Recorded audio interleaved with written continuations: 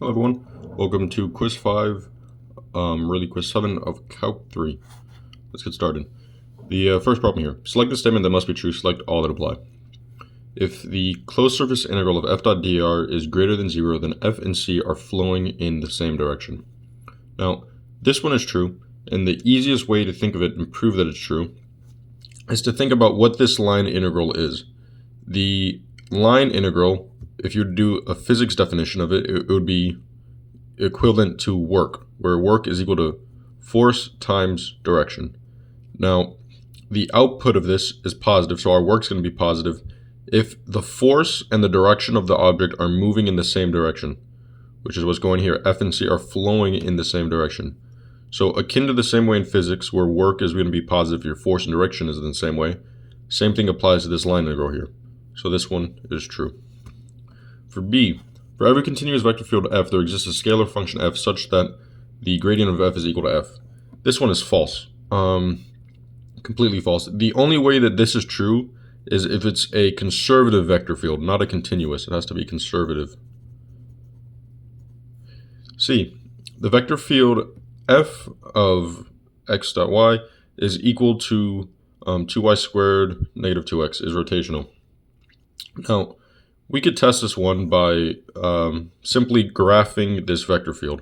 To graph a vector field, we're going to have to pick some points. So we'll pick 0, 0, 0, 1, 1, 0, 1, 1. Any points will do, just whatever points that make your life easier.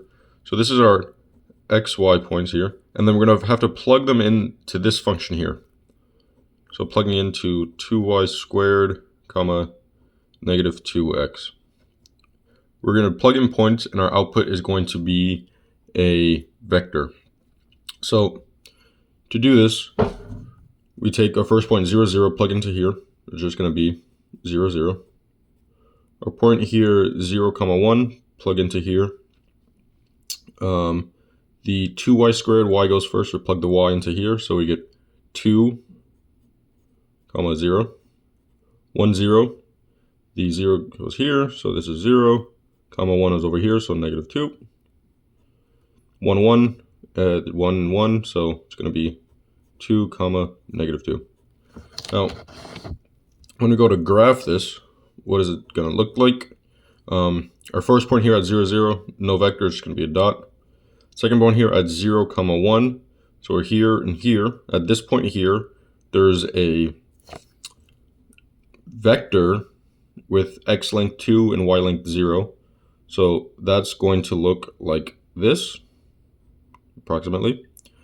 At 1, 0, so that's here. There's a vector with x length 0 and y length negative 2. So that's going to look like this. At 1, 1, which is over here, vector of positive x is going to be this point here. It's going to be positive in the x direction 2. Negative in the y direction 2. So you're getting this vector right here. So as you can see, it's starting to become rotational. You can see that little curve here, but we really need to plug in more points to figure that out. So if we plug in this point over here, which is 0, negative 1, think about it over here, the negative 1 goes here, so that's going to be negative 2, 0, which that point is going to just look like this. They plug in this point over here, which is going to be negative 1, 0. The 0 goes over here. The negative 1 goes over here. That would make it a go like this. As you can see here, we have very nice rotation between all the arrows. They all line up. And if you plug in more points, you'll see that it's all going to be nice and rotationally. Just like that. So this one here is true.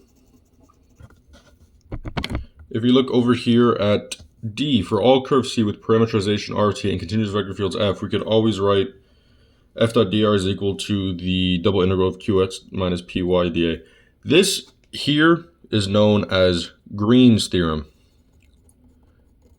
And Green's theorem is applicable with continuous vector fields, but they must also be across a closed and simple bounded region region D, and have to be orientated counterclockwise. So since these are leaving out a couple of the requirements, this one's false. E, if F is a continuous vector field that is independent of the path and the domain D of F is open and connected, then F is conservative. This is true. This goes back to the definition of a conservative vector, where conservative vectors are path independent. So if you start here and finish here, whether you take this path or this path like this, you're still going to get the same answer as long as you start and end at the same part. And the domain D of F is open and connected, then F is conservative. Both of these have to be true for F to be conservative.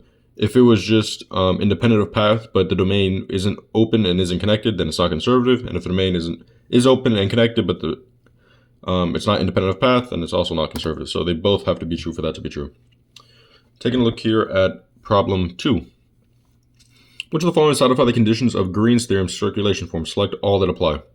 So looking at the first one here, we have the closed surface integral of this, where C is the rectangle with vertices at 1, 1, 3, 1, 3, 5, 1, 5, orientated clockwise.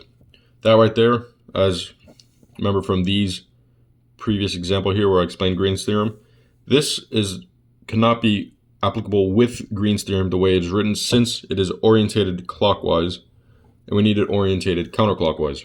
So this one isn't true. Second one, closed surface integral x squared y squared dx minus xy dy, where C is the ellipse, x squared over 4 plus y squared over 9 is equal to 1, orientated counterclockwise. This ellipse, which is going to be our region, looks something like that, which is a closed, simple surface. There's going to be no restrictions on our domain. Our domain is going to be all real numbers. And it's orientated counterclockwise, so this is true here. Green's theorem does apply. Now, if we look over at the next one, C,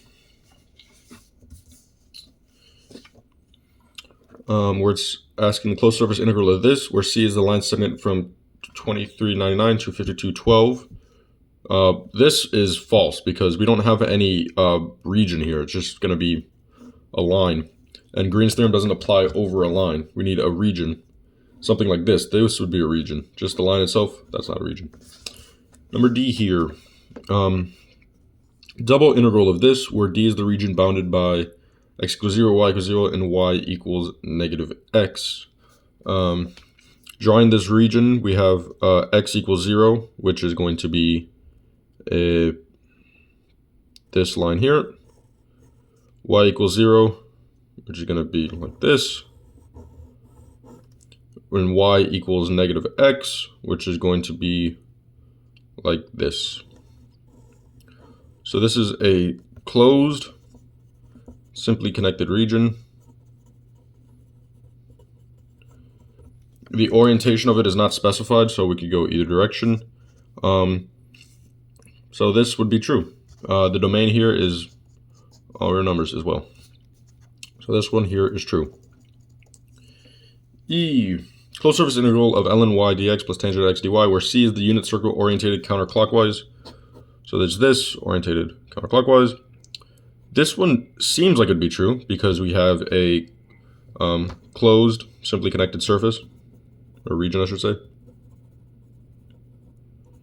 No holes, but the problem, and it's orientated counterclockwise, which is important to note. But the problem here with this one is if we look at our domain of this function here, it's not going to be all real numbers. There's domain restrictions. The ln of any negative numbers isn't going to exist. And the tangent of pi over 2 and the tangent of 3 pi over 2 isn't going to exist. So this is why we have domain restrictions and Green's theorem cannot be applied here. So that one isn't true. So hope you guys enjoyed. Hope you guys learned something. Thanks for watching.